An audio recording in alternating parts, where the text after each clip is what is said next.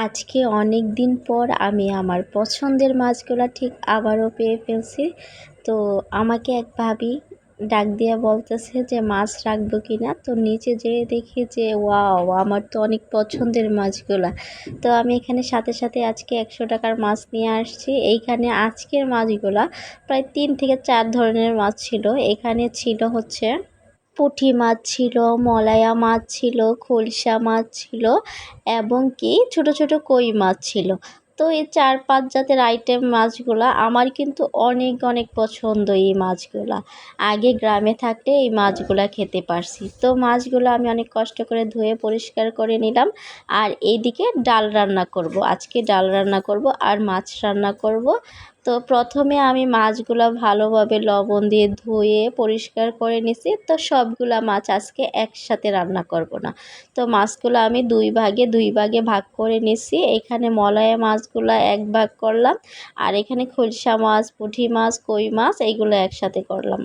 তো এক ভাগ এগুলো আজকে রান্না করব, আর মলায়া মাছগুলো আরেক দিন রান্না করব।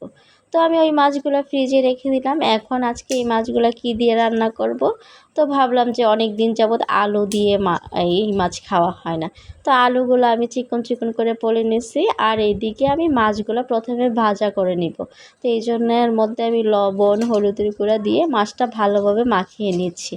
মাছটা যখন মাখানো হয়ে যাবে, এর মধ্যে আমি কড়াইয়ের মধ্যে তেল গরম করে আমি মাছটা দিয়ে দিব। তো এর মধ্যে আমার ডাল রান্নাটা হয়ে গেছে। ডালটা কিন্তু আজকে আমি আম দিয়ে রান্না করছি।